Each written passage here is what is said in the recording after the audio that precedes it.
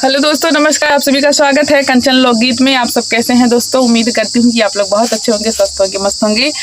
तो दोस्तों, आज का गीत जो हमारा है बहुत ही अच्छा है और नया गीत है।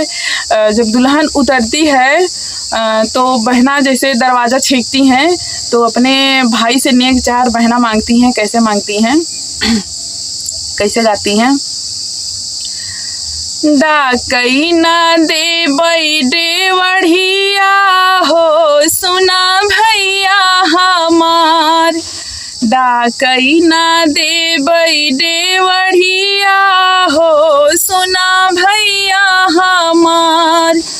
5 नहीं ले भाई 25 नहीं ले भाई, 5 नहीं ले भाई 25 नहीं ले भाई, ले भाई हम सोने के सिकड़िया हो। हाँ, ले भाई हम सोने के सिकड़िया हो सुना भैया हमार। डाकई ना दे बैडे बढ़िया हो सुना भैया हमार।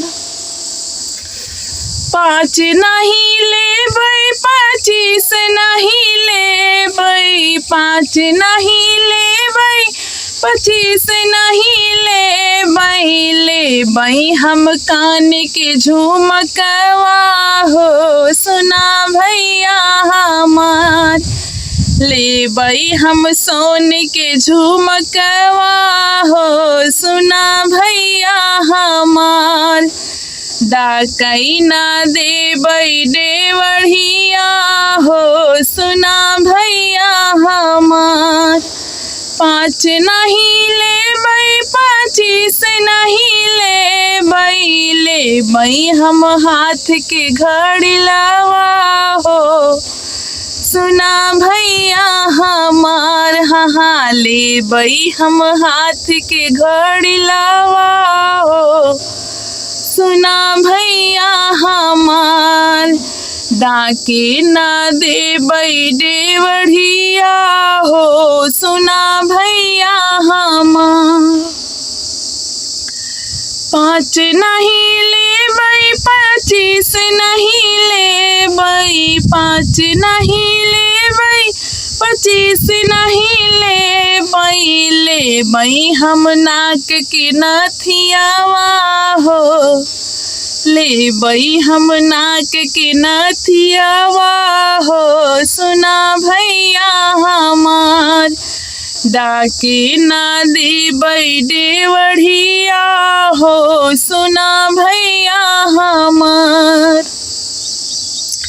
साड़ी ना ले भाई हम लुगरी ना ले भाई, साड़ी ना ले भाई साया ना ले भाई, ले भाई हम लाल रंग लहंगावा हो सुना भैया हमार।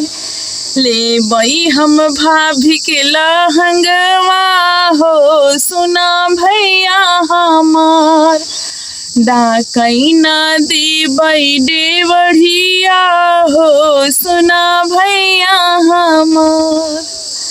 तो दोस्तों, गीत ऐसे ही लगा के है क्योंकि ननद का जो निगाह है ना वो भाभी पे ही रहता है कि जो चीज़ भाभी को मिलता है ननद सोचती है कि मेरे को भी मिल जाए, मैं ले लूँ, ये अच्छा लग रहा है मैं ले लूँ।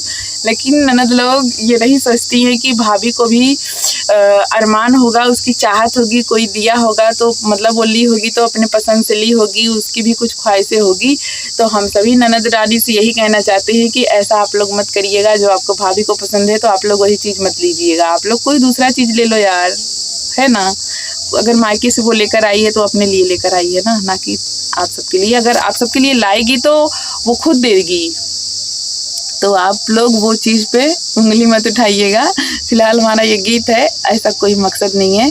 तो गीत आप लोगों को कैसा लगता है आप लोग ज़रूर कमेंट में बताना। फिर मिलेंगे अगले वीडियो में अगले गीत के साथ। तब तक कि आप लोग चैनल पे ऐसे बने रहो, चैनल को ज़्यादा से ज़्यादा सपोर्ट करो, वीडियो को लाइक शेयर कमेंट करो। कंचन लोकगीत है हमारा चैनल का नाम, तो आप लोग ज़्यादा से ज़्यादा सपोर्ट करो, सब्सक्राइब करो चैनल को। बाय।